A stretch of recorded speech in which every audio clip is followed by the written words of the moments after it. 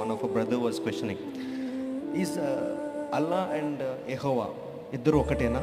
నేను కష్టపడి చదివిన తర్వాత నా రీసెర్చ్లో నాకు తేలింది ఏంటి అని అంటే, నేను చేసిన రీసెర్చ్లో మీ అబ్రహాము మా ఇబ్రాహీం ఒకటే, మీ సారమ్మ మా సారమ్మ ఒకటే, మీ యేసు మా ఈసా ఒకటే.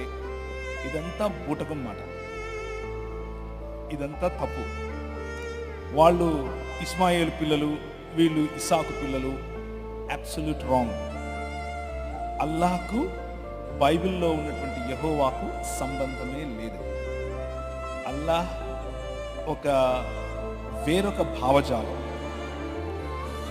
భావజాలానికి సంబంధించినటువంటి దేవుడు.